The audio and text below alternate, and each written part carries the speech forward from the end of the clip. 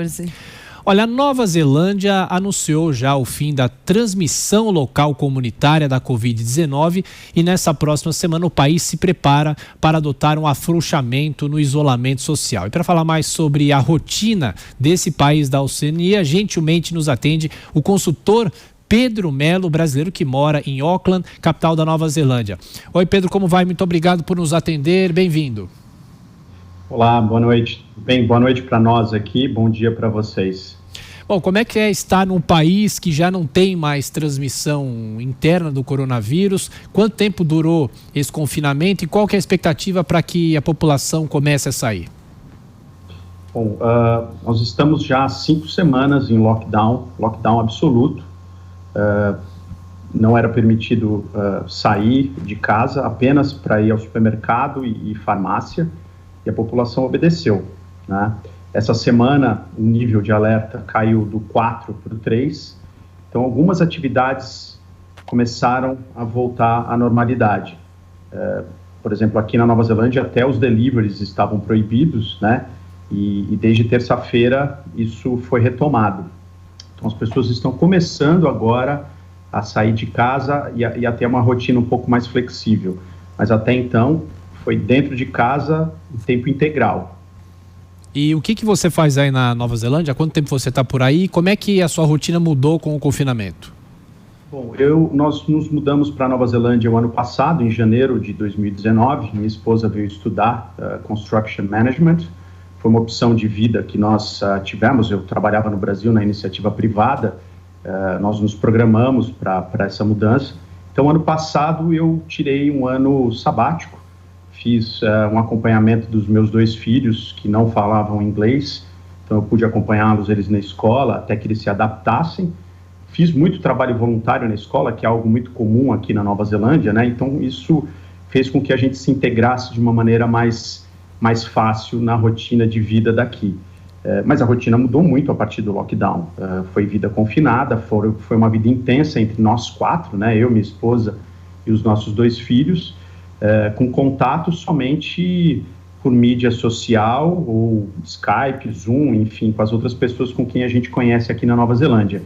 Foi um impacto grande, no primeiro momento foi um pouco assustador estar longe de casa, país diferente, enfim, outra cultura no meio de uma pandemia, mas tivemos a sorte de estar muito bem cuidado por uma primeira-ministra que preza a vida, que ouve a ciência, que foi muito bem aconselhada pelo Ministério da Saúde, pelos infectologistas local e uma grande contribuição da população que abraçou a ideia do lockdown para que o vírus fosse eliminado, né?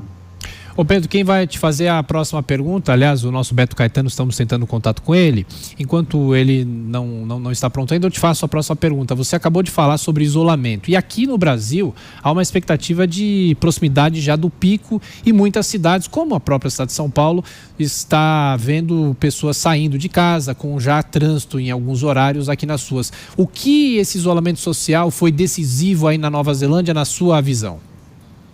Foi fundamental. Foi fundamental. Sem ele, o caos seria instalado. Por mais que o país tivesse ou tenha uma estrutura hospitalar de saúde muito boa, ia atingir um número de infectados que não seria possível o atendimento.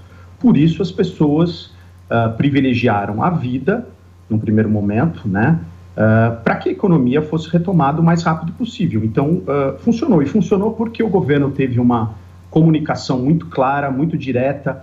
Todos os dias, uma entrevista coletiva da primeira-ministra com o ministro da Saúde, o principal infectologista do país, transmitindo qual era a ideia, qual era o estágio, qual era o próximo passo, comunicação efetiva via mídia social, via jornal, via rádio, via televisão.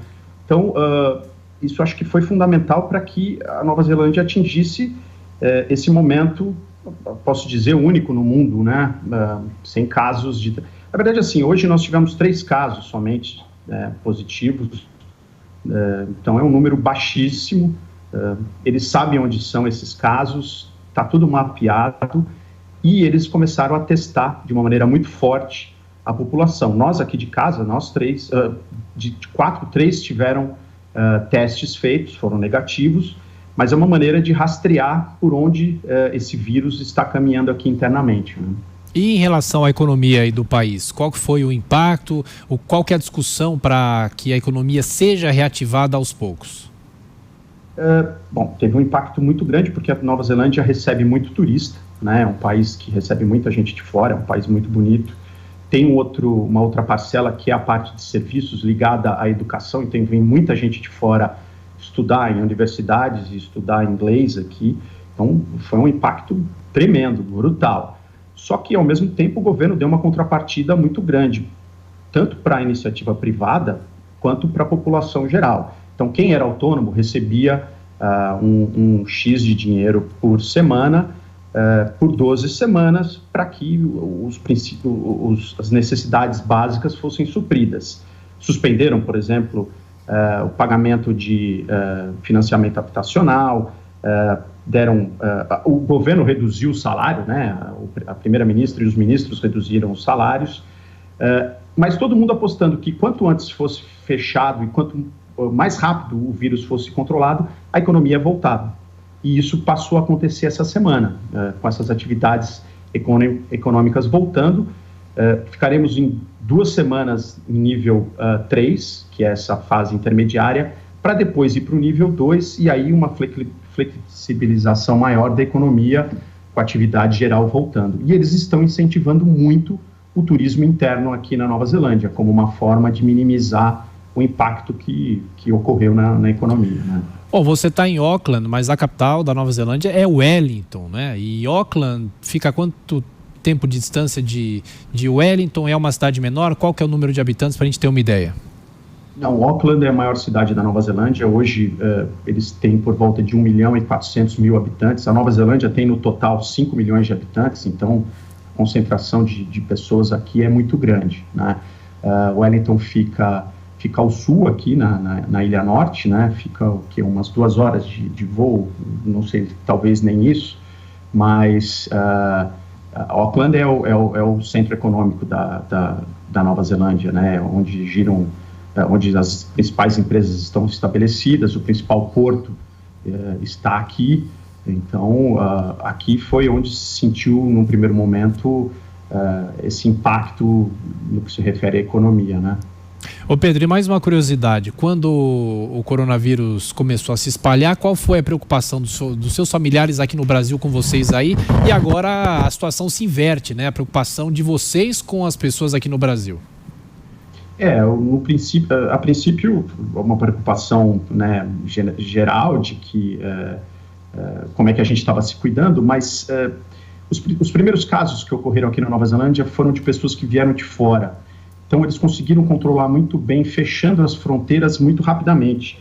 As fronteiras foram fechadas por volta do dia 20 de março, logo que começaram os primeiros casos. Então, eles conseguiram controlar de uma maneira bem eficiente, né, a transmissão. O fato é que a gente está muito mais preocupado com o Brasil do que, acho que agora, o Brasil com a Nova Zelândia, ou mesmo durante as primeiras semanas de transmissão por aqui, porque é uma ilha mais fácil de controlar e eles sabiam também de uma gestão bastante efetiva do que estava sendo feito e as decisões como elas estavam sendo tomadas para minimizar o impacto na população, né? Pedro Melo, brasileiro que mora na Nova Zelândia, mais uma vez, muito obrigado pelo depoimento aqui à Jovem Pan. Boa sorte para vocês aí. Até a próxima. Muito obrigado.